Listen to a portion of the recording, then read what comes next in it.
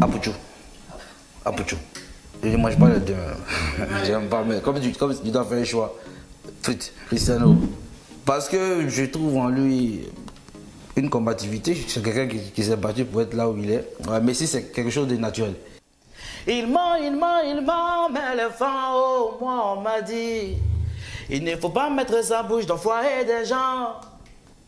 Sinon, il y a des choses on voit, mais on ne peut pas parler haut. C'est sur abidjanshow.com.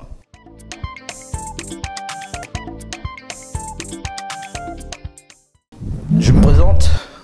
D'abord, à l'état civil, c'est Douabou Yobo Anselme, fils de M. Douabou Sylvain Bekedi et de Diego King of Véronique. Voilà. Je suis à Dabou, un artiste de Dabou, mais je viens de Gagnois. Voilà. Donc, c'est un peu ça, Enzo Boss. Quand on parle de Enzo Boss, son genre musical, c'est le Zoura. Le Zoura, c'est un mélange de Zouglou et de rap. Voilà. Mais j'ai choisi de faire du Zoura. Pourquoi? Parce qu'à l'époque, quand j'étais avec mes gars, Presti, Bamsi, quand on rentre en studio, on finit comme ça, on va proposer notre son à des producteurs, tout et tout. À chaque fois, en fait, on faisait du R&B à l'époque. Donc les gars nous disaient, ah, le R&B, ça fait américain, ça va pas marcher ici, hein. Tu comprends? Faites tel style de musique. Et on faisait plusieurs styles de musique quand on partait voir des gars, mais qui ne nous produisaient jamais, qui nous disaient, ah, on a eu tel artiste, on finit les produits et puis on vous produit après. Vous comprenez un peu? Et ça nous a permis aussi de faire différents styles de musique. Mais moi, passionné de rap et de Zouglou, j'ai décidé de combiner ces deux-là parce que je ne voulais pas faire un style typique. Voilà, donc j'ai réfléchi et dit, bon, et si je combinais les deux musiques que j'aime, voilà, et c'est comme ça que j'ai combiné le Zouglou et le rap qui donne aujourd'hui le Zoura. Et j'espère que vous allez le découvrir et vous allez aimer. Voilà. Je démarre la carrière musicale entre 98 et 99. Bon, là, je me jette dans le monde du showbiz. Personnellement, c'est en 2004, avec mon groupe, tout et tout. Et là, avant, c'était les Lovemen. Voilà. Et là, on s'est dit, ah tiens, on commence à devenir des artistes, quoi. Au départ, je chantais seul. Au départ, j'étais tout seul. Voilà, ça c'était dans les années 97-98, là j'étais tout seul. Bon, je viens à Abidjan pour la première fois en 98. Voilà, avec mes parents, tout et tout. Et là, je suis avec mon cousin. Voilà, en ce moment, j'étais avec mon cousin, on faisait du rap. Et ensuite, on se sépare. Là, on est tous parce qu'on partait à l'école en ce moment. Donc, je pense que là, on s'amuse un peu à vouloir copier sur les grands frères, Stezo Almighty. Maintenant, en 99, 2000, je rencontre mon frère Presti, qui est devenu pasteur aujourd'hui, qui est devenu révérend. Je le rencontre, qui me présente à Bamsi, qui est Mabea Ruban, qui est cinéaste aujourd'hui. Et ensemble, on décide de former le groupe Lovemen. En fait, le groupe Lovemen était là, ils étaient deux. Et là, moi, je viens intégrer le groupe. Et là, on continue à travailler ensemble.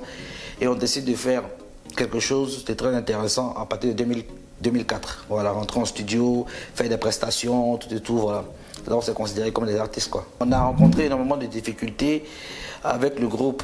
Voilà, on ne travaillait pas, on n'avait pas de boulot, rien. Et c'était vraiment difficile financièrement parce que c'est nous-mêmes qui payons notre studio. Souvent, on nous aidait, hein, voilà. Et je profite de l'occasion pour saluer mon vieux père, Dr Kone Kafana, qui nous a toujours soutenus, qui nous a toujours aidés, qui nous aidait à payer nos studios, à ma grande sœur aussi, Douabou Linda, qui nous aidait aussi financièrement pour payer nos studios. Parce qu'avant, les frais de studio coûtaient vraiment cher. Voilà, pas comme aujourd'hui, parce qu'aujourd'hui, on a beaucoup d'arrangeurs qui veulent se faire connaître, donc voilà, donc c'est un peu plus facile. À l'époque, c'était un peu compliqué. Et donc là, on commence à rentrer en studio, on commence à travailler, mais c'était vraiment difficile parce qu'on n'avait personne, on n'avait pas de producteur, on était tout seul. Et quand on nous invite dans un événement, c'était vraiment compliqué. Voilà, très très compliqué. Oui, l'anecdote, oui, je me rappelle, notre groupe Lovemen, j'étais le chef. Et je partais tout le temps rencontrer des gens parce que c'est moi qui étais au devant. Et j'ai un vieux père, je vais son nom, qui peut me faire attendre il peut me donner rendez-vous à 13h et je vais rester là de 13h jusqu'à 1h du matin ou 2h du matin. Et il ne vient pas. Et il me donne rendez-vous encore une prochaine fois. Et il a fait plusieurs fois. Et un jour, il décide comme ça de de venir avec mes gars. J'ai dit, bon les gars, cette fois, on va ensemble. On va ensemble. Et le gars nous refait le même coup, quoi. Il nous refait le même coup. Et on était vraiment découragés. On l'appelle. Vers 1h, 2h du matin, on l'appelle et il nous dit, quand tu veux réussir, il faut souffrir. Donc c'est ta part de souffrance qui est là. Je peux dire, j'ai 2 idoles en Côte d'Ivoire que j'écoute beaucoup, que je peux écouter tout au long de ma journée. Il y a Sombil d'abord et il y a Molière. Voilà, dans le milieu du Zouglou, ici en Côte d'Ivoire. Et en dehors de la Côte d'Ivoire, il y a Ahmed James, Youssoufa, voilà, et Kerry James. Voilà. Donc ce sont ces 5 artistes que j'écoute plus, j'écoute beaucoup. Et la musique m'inspire. Le Zouglou du côté Sombil et Molière et Ahmed James d'un côté. Donc quand je combine tout ça, ça fait du Zoura, quoi. Voilà. Ben écoutez, ce que je veux qu'on retienne de Enzo Boss, c'est que Enzo Boss vient d'arriver. Il vient de commencer dans le milieu du showbiz. Et il vient aussi imposer son style de musique qui est le Zoura. Donc voilà, qui est le Zoura. Les gens vont découvrir ce que c'est. Et je sais qu'ils vont aimer le Zoura. Et comme je l'ai dit depuis le départ, je suis venu apporter mon grain de sel dans le showbiz ivoirien.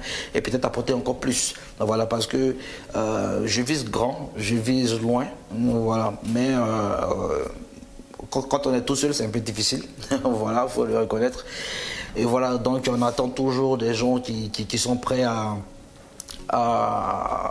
venir peut-être financer le projet de Enzo Boss, voilà, à travailler avec Enzo Boss, voilà, je suis ouvert et on attend que ça parce que j'ai de gros projets, j'ai tellement de trucs dans la tête, voilà, donc on est patient. Ce qui est sûr, Enzo Boss, ce que je veux qu'on retienne, c'est que Enzo Boss arrive pour s'imposer dans le milieu du showbiz ivoirien.